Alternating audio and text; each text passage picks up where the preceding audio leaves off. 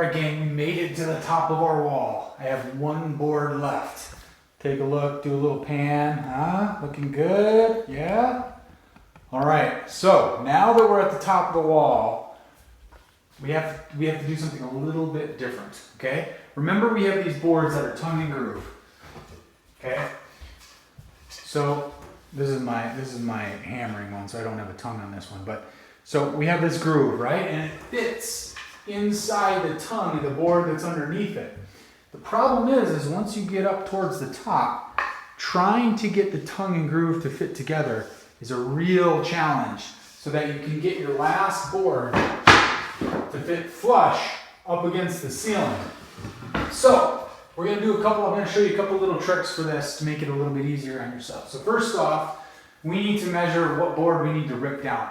I got the table saw out in the garage, so I'm just going to take the next board, trim it down to size.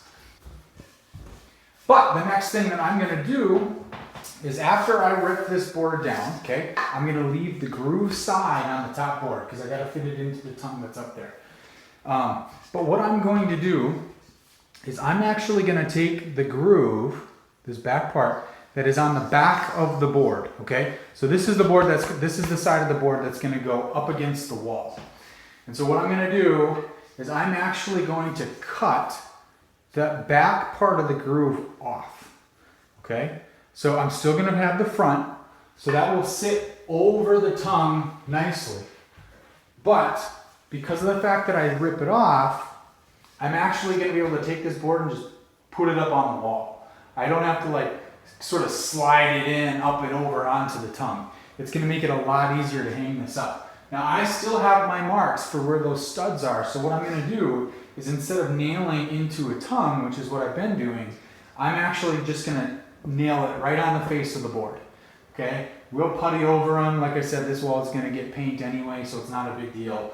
But we'll just nail right on the face of the board, and then that way this thing's going to be nice and sturdy. It's going to stay up there. I don't have to worry about the tongue and groove not locking, but it's going to be much, much easier to get this last piece up. Okay, so I'm going to do that. I'm actually going to go cut these boards, and that way I might even cut a couple sample pieces so you can see exactly what I'm talking about and how they're going to fit together. All right, so in order to actually figure out what size I need to rip this down to, I'm going to take a couple measurements. I can't see anything from down here, so I'm going to go get my ladder.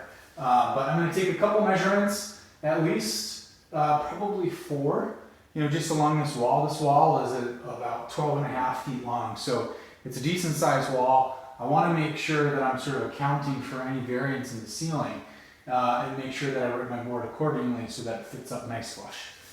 All right, so I'm going to get my ladder, take a couple measurements and rip this board down, and then I will be right back to show you what I'm going to do to that last board so that it fits up nice and snug.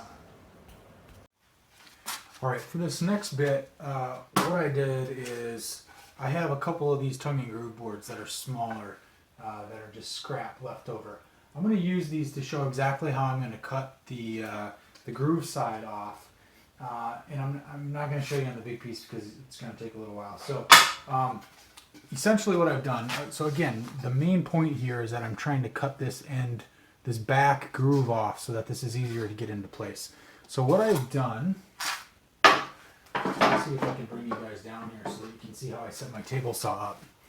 Now again, if you don't have a table saw, you can take that groove part off. I've seen people, or I've actually done it even with a utility knife. That wood's not too bad. It'll take you a little while with the utility knife, but with your circular saw, you can set the blade down quite a ways, and you should be able to do it. For me, what I did, let's see if you guys can see this at all. It's kind of hard.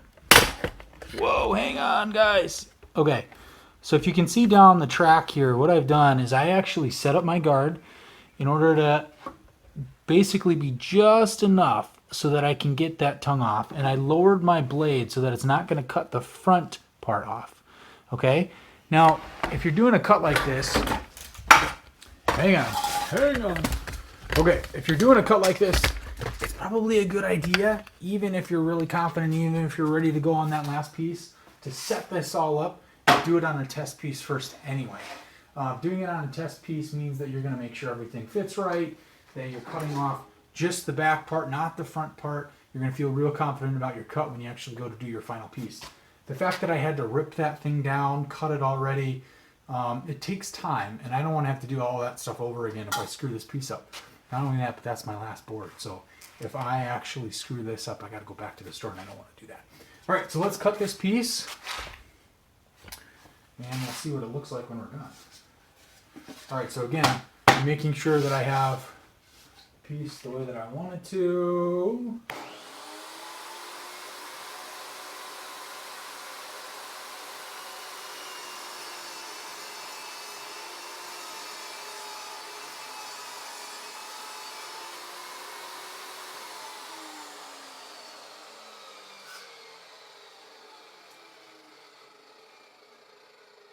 Just like that. Voila. I got that. Where are you? There we go. I got that back groove cut off. Now I didn't cut into this at all. If you look at this back, it lined up perfectly. So now I got that front edge, but not the back. So when I go to put this on the wall, let me grab another piece here.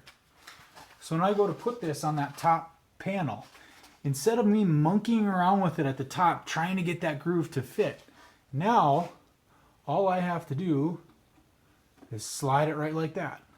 I get the exact same look on the front that I have in every one of those panels, so it doesn't look weird, but I can just put the piece in place, and then like I said, I'm going to tack it right up here instead of trying to tack it through the tongues. All right, you got that? Easy peasy. I'm going to do it to the big board, and then I'm going to go tack this thing back up on the wall.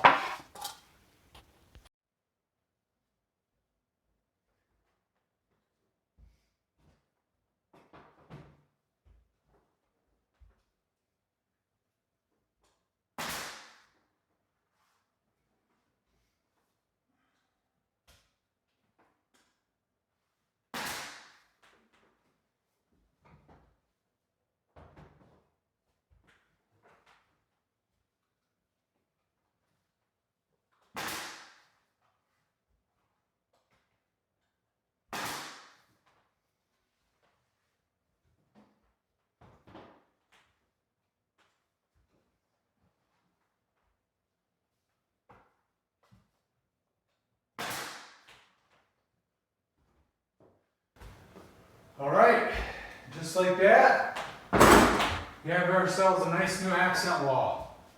All right, so I will go back after we're done with this thing, after we get it all painted. I'll throw a picture at the end of this so that you can see what it looks like, sort of a before and after. But that's it. Keep an eye out for more videos from DIY Dad, and make sure you subscribe. See you on the next one.